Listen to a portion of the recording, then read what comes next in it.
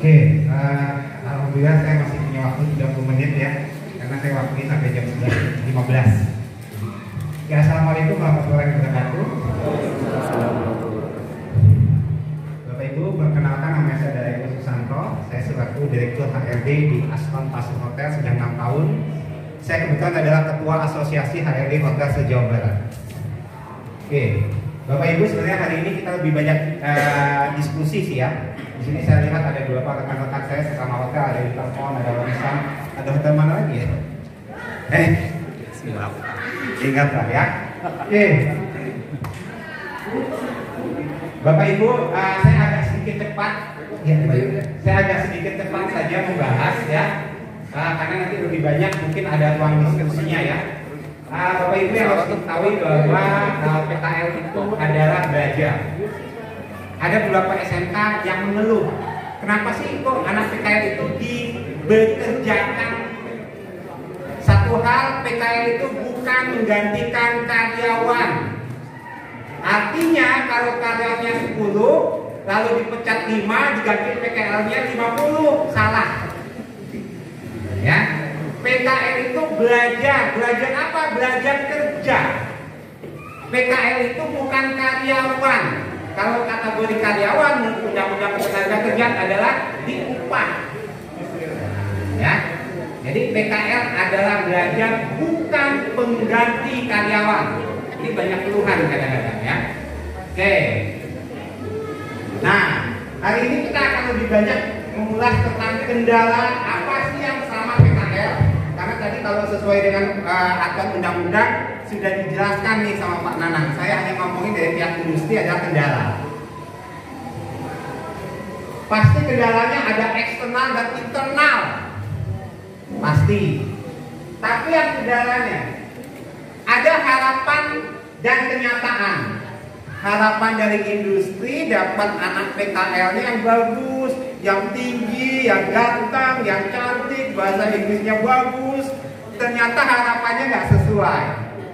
Sebaliknya juga anak-anak PKL-nya pinginnya di hotel bintang 4, bintang 5, bintang 6, bintang 7 ya, bintang 7 ada ya?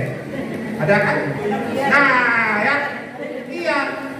Ternyata dapatnya di hotelnya mungkin hotel biasa gitu ya. Nah ya, jadi kadang-kadang apa yang diharapkan industri, apa yang diharapkan oleh peserta PKL kadang-kadang nggak sesuai dengan kenyataan. Salah satunya nih, kendala yang paling umum adalah jarak tempuh.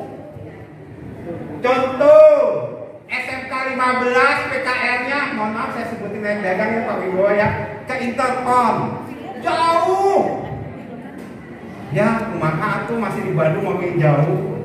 SMK 15, mohon maaf lebih jauh lagi lah, di mana Aston Pasir jauh.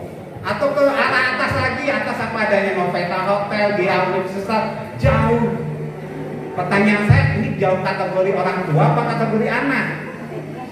Kalau kategori anak makin jauh makin seneng.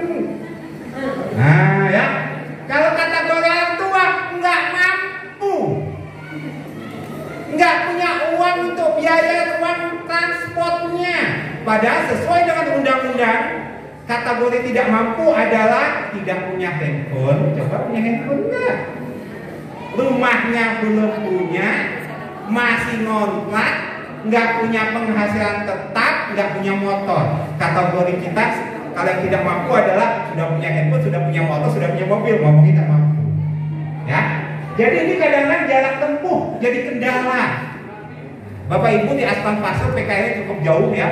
Kami 5 anak PKL itu dari Manado, dari Medan, Makassar, Kalimantan Barat, bahkan yang paling jauh adalah dari Malaysia. Kebayangkan pesawatnya berapa, tapi mereka semangat gitu, dan mereka nggak akan kepikir dengan jarak tempuh. Lalu kendala selanjutnya apa? Oke, ini kayaknya ada mic-nya yang nyala ya. Boleh dimatiin dulu. Ya. Oh, nggak ada ini ya. Oke, kalau lihat gambarnya ini apa nih kira-kira? Enggak pede, takut nyoba, apalagi kalau sudah ketemu dengan tamunya bule. Ah, kamu aja lah, kamu aja. Nggak pede. Nah, ya. Ini kendala dari kegiatan dari perencanaan PKL, nggak pede, malu bu, takut bu. Kamu PKL-nya di hotel ini dong, anak saya malu nggak bisa bahasa Inggris. Padahal makna dari PKL itu adalah belajar, artinya pembelajaran tentang komunikasi, skill tadi, tentang bahasa. Nanti biarkan kami orang industri yang akan ngasih pembelajaran ini. Jadi Bapak Ibu, orang SMA, Bapak Ibu guru, Bapak orang tua, yang penting tahu bahwa ketika anak itu lulus dari kami dalam program PKL, anak itu sudah jadi karakternya, sudah jadi nggak malu, sudah jadi nggak pede, gitu ya. Oke, kendala selanjutnya adalah grooming, penampilan. Nah, kalau bicara penampilan, kalau di hotel gitu ya, cukup ketat. Mungkin di beberapa perusahaan lain juga sama ketatnya. Ya, salah satu contohnya, kalau di bidang jasa apapun, itu kadang-kadang salah satu contohnya groomingnya nggak boleh berkumis, nggak boleh jenggotan, jambang hanya boleh setengah daun telinga. Nah, terus ada yang protes, Pak, kalau jambang saya dipotong nanti pacar saya mutusin saya. Nah, kumaha? Karena menurut pacar saya daya tarik saya adalah jambang saya. Kalau ada anak siswa SMK yang bilang gitu, bilang sama anaknya, belum tentu dia jodoh dunia akhirat. Wah, ya, cari cuan dulu. Cuan datang, cewek menyusul. Wah, ya kan? Grooming ya, penampilan. Nggak boleh gondrong. Terus apa lagi kendalanya? Nih, komunikasi. Ya. Faktor komunikasi baik itu verbal dan non verbal. Mohon maaf, saya nggak bicara tentang syarat, tapi peserta PKL kadang-kadang di dunia industri masih ngomong bahasanya bahasa daerah. Ya. Padahal tamu di industri nggak hanya orang daerah, mungkin nggak ngerti di bahasa daerah itu. Nah ya, komunikasi non verbal dan verbal. Non verbal ini kadang-kadang kendalanya ketika peserta PKL moodnya lagi nggak bagus, dimarahin sama orang tuanya di rumah, kan, diamuk-amuk sama pacarnya, sampai industri lupa senyum. Nah ya, padahal kalau di industri itu senyum adalah yang utama. Gara-gara senyum tamu ngasih uang tips. Nah, ya kan? Oke. Nah, Bapak Ibu, nih khusus untuk industri nih. Yang industri kan ada beberapa jurusan industri ya, banyak ya, nggak hanya hotel ya. Ada yang sudah terima anak PKL dari SMK 15 Bandung, tunjuk tangan yang dari industri. Yang sudah terima PKL dari SMK 15 Bandung, banyak. Oke. Yang belum terima dari SMK 15 Bandung peserta PKL, tunjuk tangan. Oke, Bu Fatimah jadi PKL ya, begitu. Bagi Bapak Ibu industri yang sudah menerima anak PKL dari SMK 15 Bandung, nggak hanya PKL dong. Masa udah dapat PKL nggak ngasih apa-apa, nggak ngasih apa namanya sedikit support ke SMK 15 Bandung. Dalam bentuk apa supportnya? Nih, hibah peralatan ke SMK Negeri 15 Bandung. Hibahkan. Contoh yang simpel, apa kira-kira? Oke, kalau hotel nih contoh ada linen kan, linen hotel itu spray. Linen hotel itu biasanya kalau ujungnya udah sobek nih nggak akan dipakai, atau warnanya nggak putih lagi pasti nggak dipakai. Hibahkan, boleh hibahkan ke SMK 15 Bandung. Untuk apa? Untuk praktek. Pak, kami nggak punya biaya, Pak, nggak bisa beli, Pak. Nggak usah hibah peralatan deh kalau gitu. Hibah apa? Hibah skill dari Bapak Ibu industri. Kan Bapak Ibu industri punya skill nih. Hibahkan di sini. Dengan cara apa? Jadi guru tamu di SMK Negeri 15 Bandung, tapi nggak dibayar, nggak dikasih uang saku. Itu hibah skill. Jadi kalau nggak bisa bantu hibah barang, ya hibah skill. Pak, skill saya nggak ada. Bingung saya kalau skill nggak ada ya. Pak, kalau gitu saya minggu depan mau Pak menghibahkan skill jadi guru tamu, ngajarin gimana sih cara nangani kalau kegiatan sosial itu party ya, banyak kan ya. Nah, tapi saya nggak tahu saya hubungi siapa, hubungi gurunya, minta jadwal sama gurunya. Boleh nggak saya dikasih waktu 1 jam 2 jam untuk ngajarin anak-anak? Saya nggak usah dibayar. Itu salah satu hibah skill. Kalau memang hibah alat nggak punya uang, tapi semoga punya ya, karena di setiap perusahaan itu ada anggaran CSR, itu pasti ada ya, tergantung dari perusahaannya mau ngeluarin atau enggak. Nah ya, oke.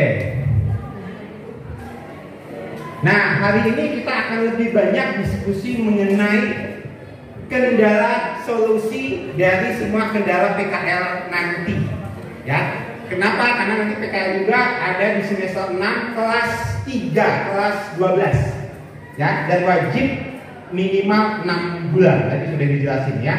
Jadi kalau nanti sekolahnya nggak ngirim 6 bulan, bilang sama sekolahnya, tuh Pak Nanang ngomongnya minimal 6 bulan Bu, nggak boleh 5 bulan, nggak boleh. Nah ya, karena itulah konsep dari kurikulum Merdeka ya. Kita akan banyak bicara diskusi tentang solusi dari kendala-kendala yang ada di PKL.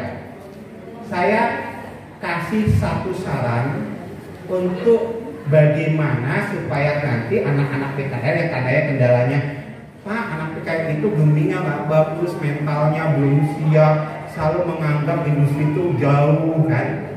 Nih, pembelajaran dual base yang tadi sudah diomongin oleh Pak Nanang akan dilakukan di kelas 11. Artinya SMK 15 Bandung mungkin nanti akan menitipkan peserta didiknya ke industri Bapak Ibu, dititipin, nggak tahu itu berapa lama, entah itu sebulan kan, atau seminggu tapi bergilir ke kelompok gitu ya. Tolong dibantu. Pak, apakah konsep dual base system ini sama dengan PKL? Hampir mirip 11-12. Bedanya apa? Bedanya kalau orang industri bilangnya ini deh, kalau usah dual base system, kita bilangnya PKL. Nah, observasi PKL. Sehingga keluhan dari Bapak Ibu industri nanti yang katanya anak PKL itu mentalnya belum siap, anak PKL itu nggak pede, bahasanya nggak bagus, bumbunya bagus. Ketika dia melakukan dual base system di perusahaan Bapak Ibu, ya, dia sudah dapat mental yang budaya kerjanya yang, oh ternyata begini nih. Oh ternyata saya ketika nanti PKL kerjanya begini nih.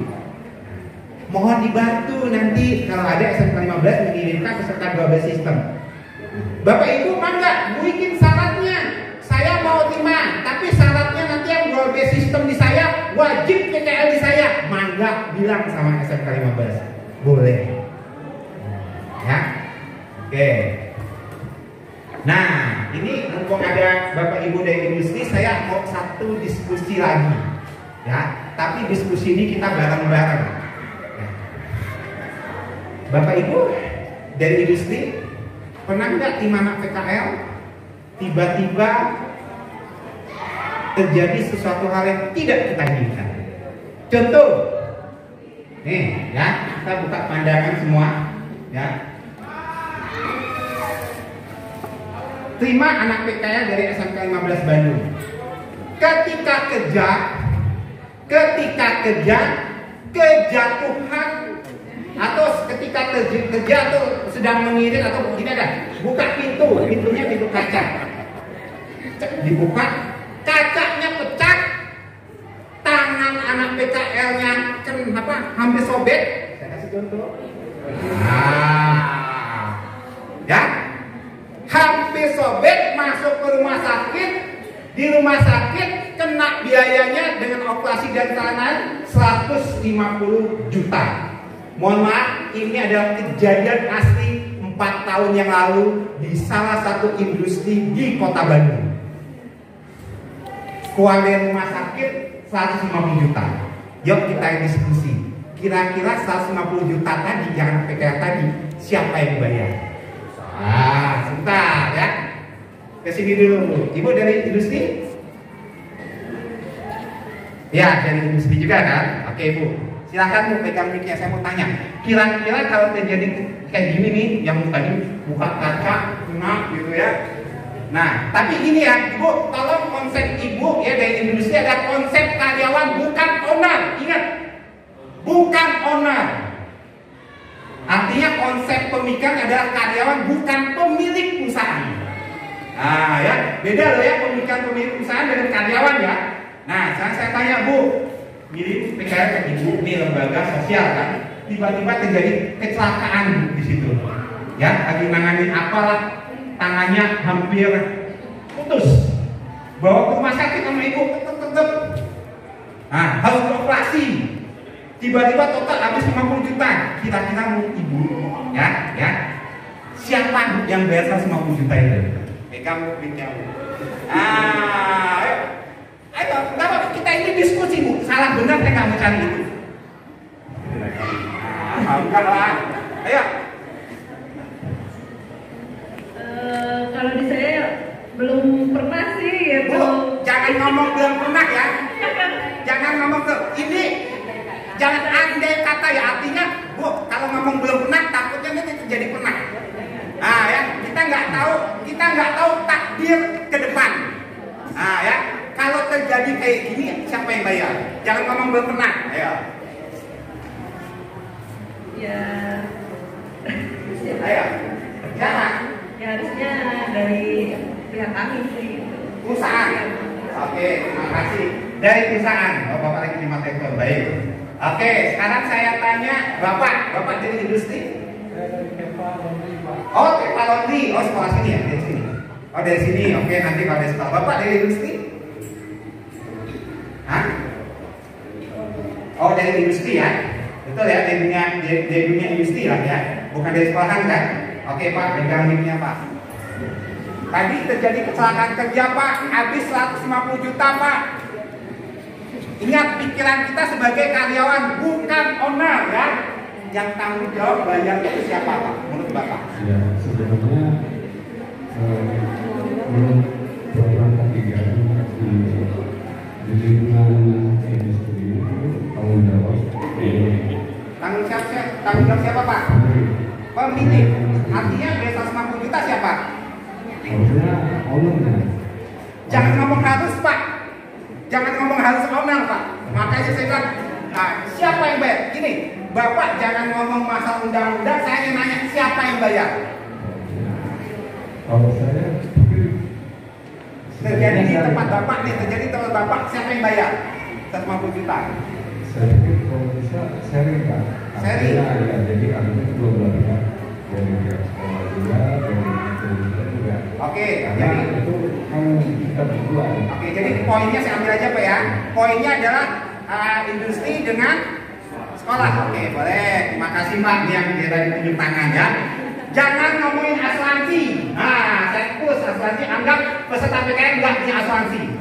Nah, Oke, jadi Pak Eko gini. siapa yang bayar? Jadi kaitan yang bayar itu adalah regulasi. Tidak bisa kita tidak berkata undang-undang. Sebentar Pak, saya hanya gini. Bapak jangan ngomong undang-undang dulu. Siapa yang bayar? Nggak bisa, jadi Pak.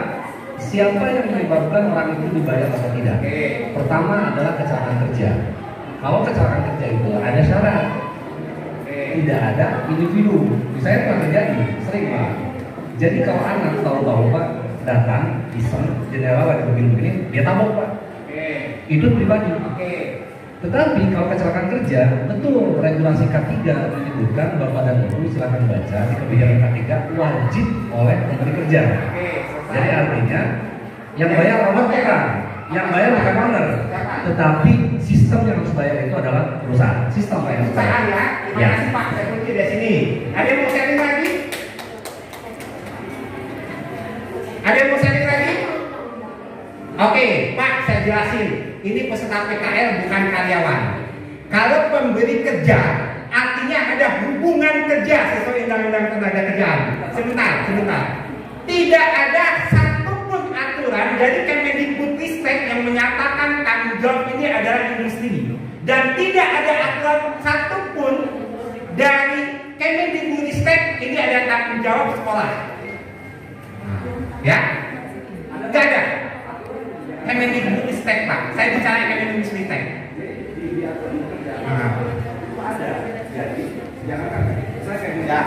Kalau yang namanya saya store Bapak dan Ibu, mohon maaf ya. Kalau ternyata Bapak dan Ibu misalnya datang ke satu store atau ke satu kantor, nah saya datang ke sini, Ya. tahu-tahu ini lampunya jatuh, kena saya, makanya saya kepala yang udah saya langsung bertanggung jawab. Nah ini tuh regulasi, regulasi itu mengatur tentang keselamatan kerja. Jadi itu tidak mengatur dari Kemendikbud, Kemenaker, itu aturan tentang Oke, agak ribet ya. Kenapa? Karena belum tentu owner mau semuanya 150 juta Pak. Belum tentu, saya bilang belum tentu, ya. Nah, belum tentu. Sekarang kita di sini karyawan. Saya tanya, apakah Bapak Ibu industri berani memutuskan saya yang bayar tanpa persetujuan owner? Tidak. Apakah owner yakin mau bayar 150 juta? Belum tentu. Karena benang kusut Bapak Ibu kita HRD. Belum tentu apa yang kita omongin harus sesuai undang-undang gini. Mohon maaf, nggak semua owner mau Pak. Kita ngomongin regulasi ke owner, nggak semua owner mau. Ini fakta lapangan. Kalau hotel Bapak mau, alhamdulillah. Tapi saya bilang 95% pola pemikiran pengusaha dengan kita sebagai tamu berbeda. Kalau di hotel Bapak mau, ownernya bagus Pak, saya akui bagus. Tapi saya sudah survei, tidak semua pengusaha mau. Contohnya, yang 1 juta pun kadang-kadang nggak mau usaha. Akhirnya Pak, akhirnya kalau di hotel nih, kita ambil dari mana? Akhirnya kalau nggak ada jam pemecahan, kita ambilnya dari 2%. 2% dari uang servis kita. Ah ya, jadi tidak semua owner punya bahasa mau. Jadi makanya dari awal saya bilang konsep kita karyawan bukan owner. Nah ya, konsep awal dulu kita, pemikiran di konsep awal dulu. Nah, makanya saya bilang jangan bicara undang-undang, tapi konsep kita dan kita kalian ini owner. Nah, ketika ada sebuah perusahaan mau, pasti dia mulai 150 juta pasti izin owner. Kalau owner nggak mau, bingung, benar? Bingung.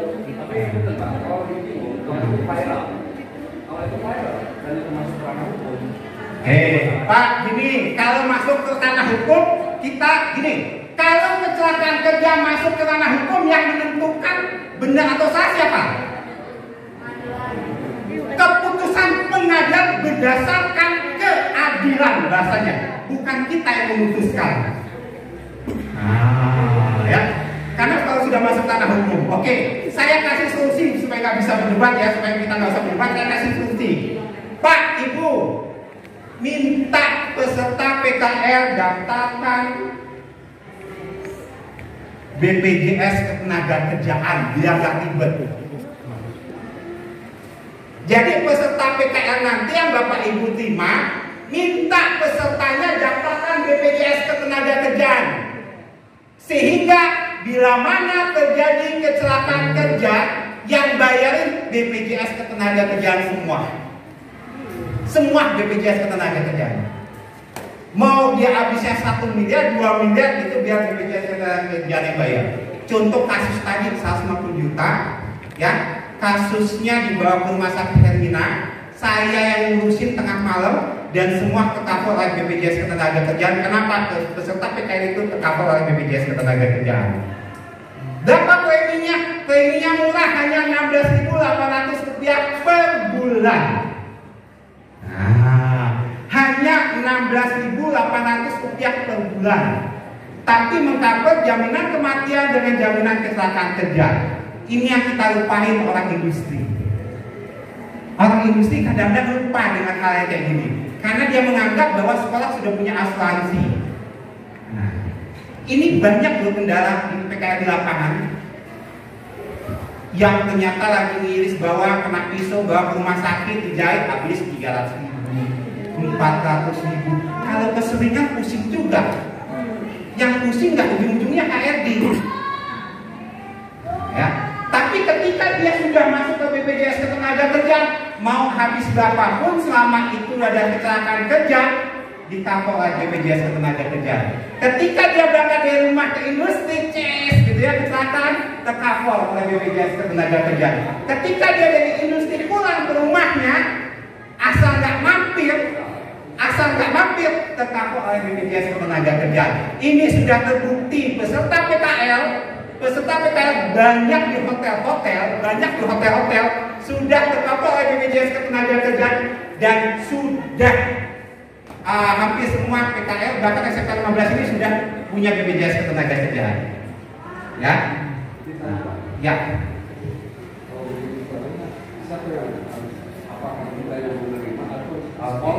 Ini, Pak, dalam ketentuan BPJS Ketenagakerjaan PKL bebas. Siapa yang bayar preminya nggak ada ketentuan undang-undangnya. Kenapa? Karena ini masuk ke BPU, bukan penerima upah. Artinya boleh usahanya mengcover atau sekolah, mangga dibicarakan. Tapi kalau bisa, ya sekolah lah. Ya kan? Masukin RAB PKL itu ada sekolah. Tapi kalau misalnya Bapak Ibu menguatkan CSR untuk mengcover, boleh. Tapi bayarnya nggak bulanan ya, sekaligus. Kalau bulanan, Bapak Ibu jadi kayak rentenir setiap bulan. Kenapa? Nagih. Jadi 16.800 kali 6 itu ada 100.800 rupiah. Ya. Oh ternyata anaknya sampai di saya nggak tercover, mangga kalau Bapak Ibu yang mau mengcover juga boleh. Ya boleh. Hampir semua hotel yang di Kota Bandung, semua peserta PKL saya sudah tercover oleh BPJS Ketenagakerjaan. Kenapa? Supaya bila mana terjadi kecelakaan kerja, tidak saling menyalahkan, tidak masuk tanah hukum menurut Bapak ini kan. Nah, kita coba tidak sampai ribet gitu. Tapi ketika dia sudah punya BPJS Ketenagakerjaan, biarkan BPJS Ketenagakerjaan yang masuk ke ranah itu. Ya. Berarti berlakunya itu 6 bulan saja BPJS. Ya, 6 bulan saja. Jadi kalau 6 bulan dia nggak lanjut, dia hangus nggak ada BPJS Kesehatan. Jadi dia kalau nggak lanjut dia nggak ada denda. Ya. Ini yang kita kadang-kadang lupakan Bapak Ibu. Ya kendala yang sering terjadi di lapangan ini. Ya sering terjadi.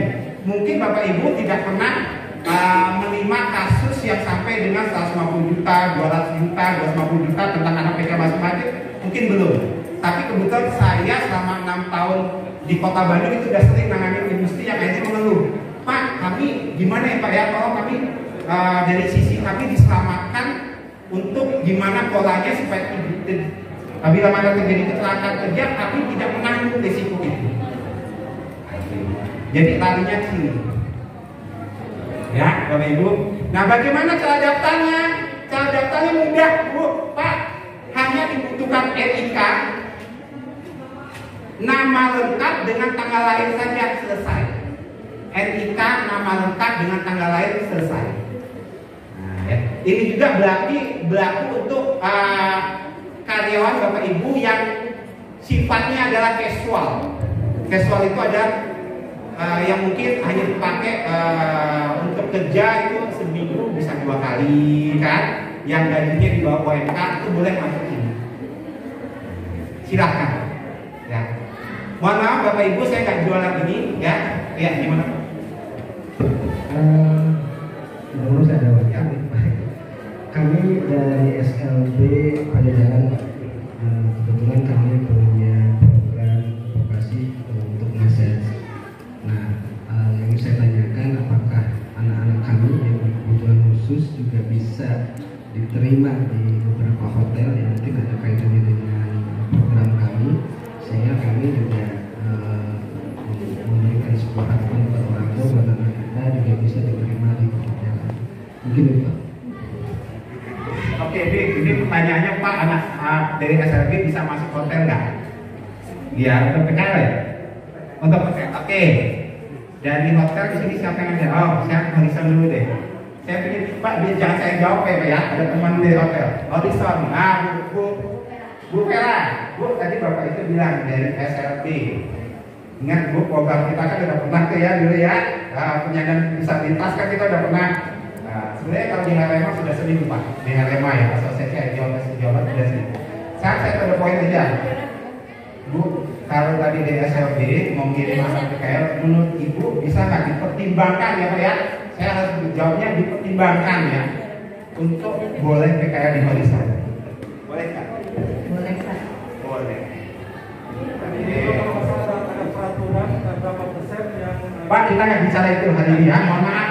Ini beda lagi. Kalau itu Bapak nanti ada sesi khusus, saya akan kumpulkan semua industri ya. Itu sesi khusus Pak, nggak boleh ngomong di sini. Oke, Bapak dari industri, dari hotel kan? Apa? Oh, retail, oke. Retail boleh Pak, nanya mau? Oke Pak, tadi dari SLB Pak mau ke retail. Kira-kira menurut Bapak bisa diterima nggak Pak? Nanya dari regulasi nggak bisa kan ya? Nanya dari pengalaman bisa atau enggak? Nanti jawaban saya Pak jadi saya tanya pimpinan Pak. Ya. Karena kan ini Pak, tadi kita itu tadi yang kita regulasi apa?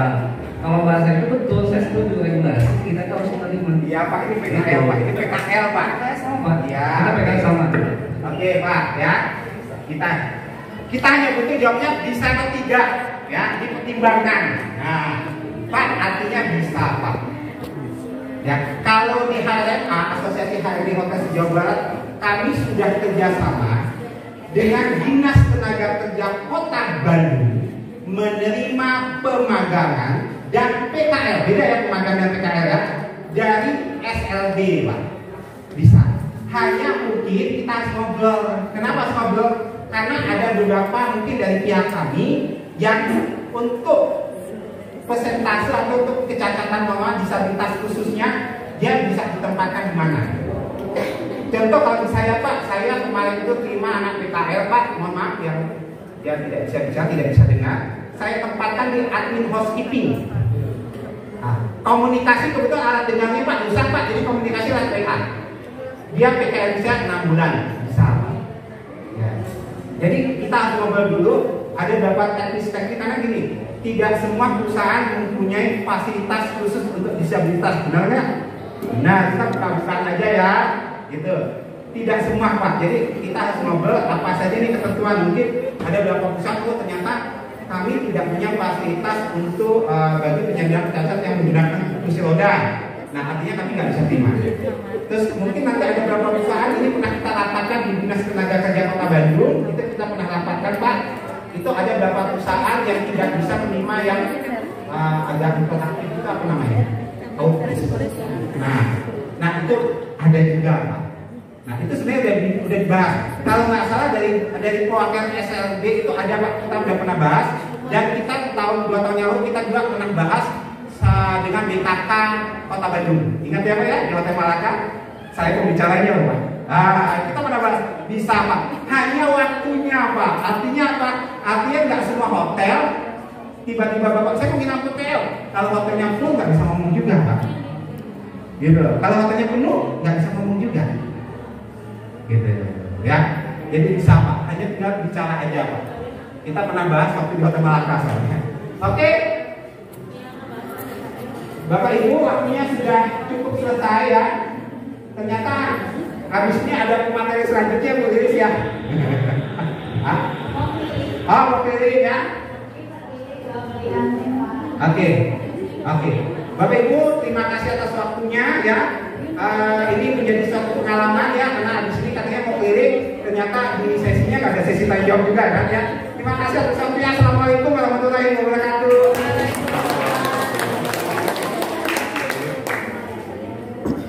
Pak Eko sekalian mungkin alhamdulillah saya dari Pak Eko ada penyerahan hibah untuk SMPN 15 Bandung, semoga barokah dan dilibatkan dana. Pak Eko, Pak Albar, hibah diri.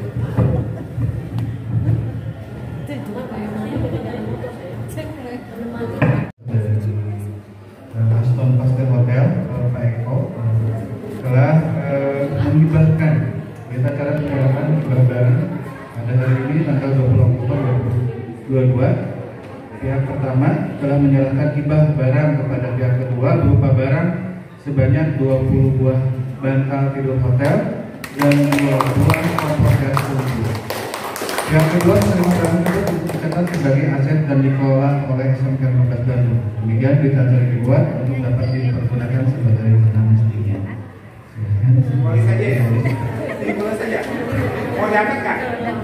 Boleh. Ini sebuah pertama karena saya janji sama dia nanti kulkas.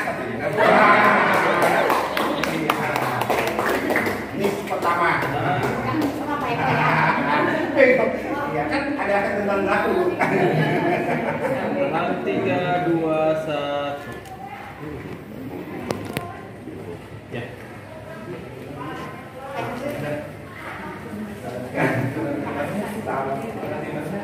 Oke. Ya. Semoga harapan industri yang lain mengikuti ya. Amin.